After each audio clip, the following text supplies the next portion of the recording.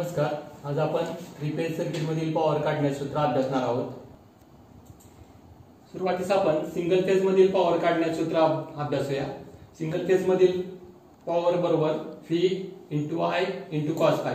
या सूत्रामध्ये P म्हणजे ट्रू पॉवर जी वॅट मध्ये मोजली जाते, V म्हणजे व्होल्टेज, I म्हणजे करंट, cos ∅ म्हणजे पॉवर फॅक्टर.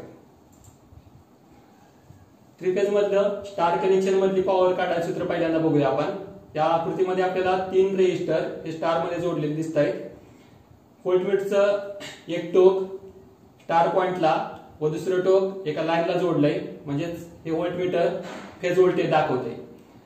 एमीटर एका लाईनच्या सिरीजमध्ये जोडलंय. स्टार कनेक्शन मध्ये लाईन करंट फेज करंट हा समानच असतोय, त्यामुळे हा करंट IL किंवा IP म्हणून घेता येईल.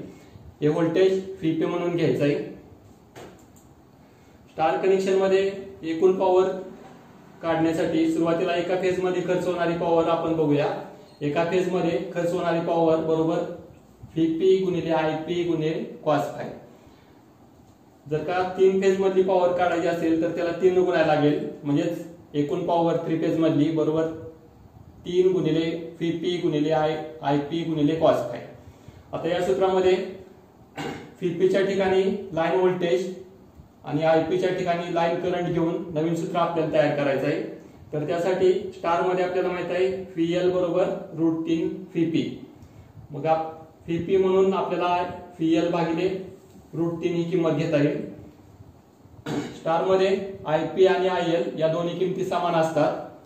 नवीन सूत्र आपल्याला असं लिहिता येईल, हे P आहे या पद्धतीने इथे घेतलं आपण, हे 3 आहे या पद्धतीनं.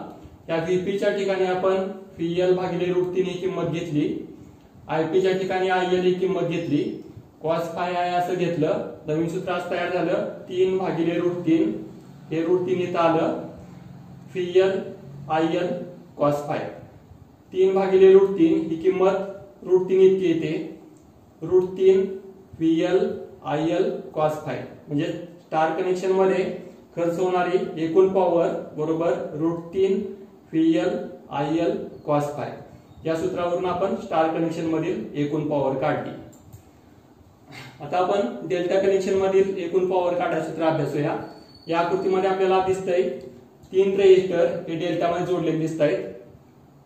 एक एमीटर एका रेजिस्टरच्या सिरीज मध्ये जोडलेले दिसतंय. एक व्होल्टमीटर 2 लाईनच्या पॅरलल मध्ये जोडलेले दिसतंय. तेवढंच व्होल्टेज एका रेजिस्टरला मिळणार आहे.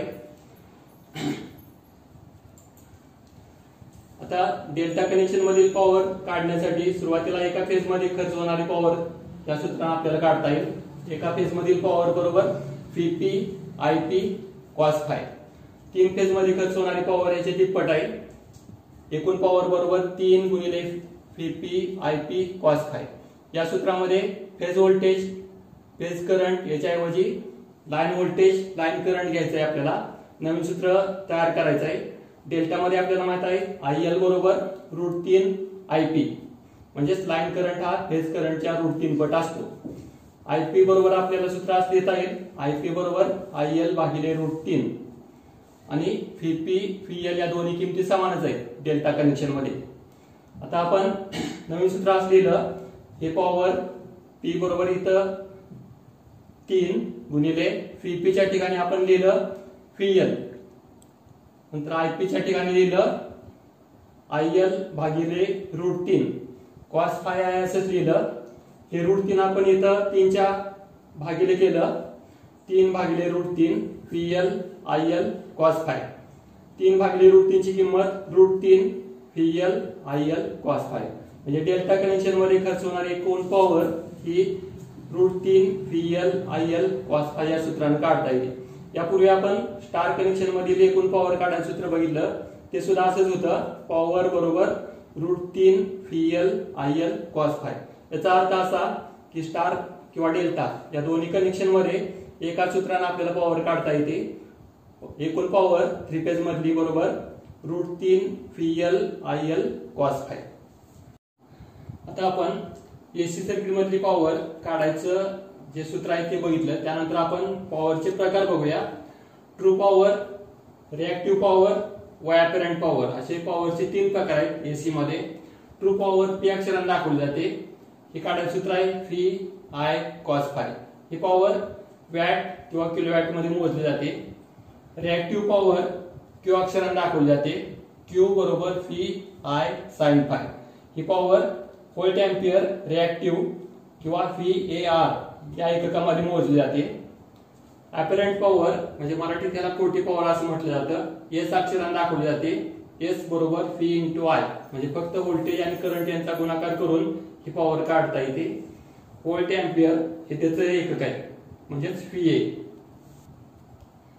ट्रू पॉवर ही खरी पॉवर असते जी रेझिस्टन्स मध्ये खर्च होणारी पॉवर असते. रिएक्टिव्ह पॉवर ही कॅपॅसिटर किंवा इंडक्टन्स मध्ये खर्च होणारी पॉवर म्हणजे प्रत्यक्षात ही खर्च होत नसते पॉवर. या दोघांची एकूण किंमत म्हणजे रिएक्टिव्ह अपॅरंट पॉवर ही या त्रिकोणाच्या कर्णाने दाखवलेली आहे. या त्रिकोणामध्ये हा जो अँगल आहे हा ट्रू पॉवर व अपॅरंट पॉवर यामधला कोन दाखवतोय. या कोनाच्या समोरची बाजू म्हणजे ए बी ही रिएक्टिव्ह पॉवरची किंमत आहे. या कोनाच्या लगतची बाजू म्हणजे ओ ए ही ट्रू पॉवरची किंमत आहे. या कोनाचा कर्ण त्रिकोणाचा कर्ण ओ बी हा अपॅरंट पॉवर दाखवतोय. हा जो अँगल आहे या अँगलचा कॉस काढला तर आपल्याला पॉवर फॅक्टरची किंमत मिळते म्हणजेच कॉस फाय मिळतो. या पद्धतीनं आज आपण एसी मधली थ्री फेज मधली पॉवर काढायचं सूत्र अभ्यासलं. त्याचबरोबर पॉवरचे प्रकार अभ्यासले.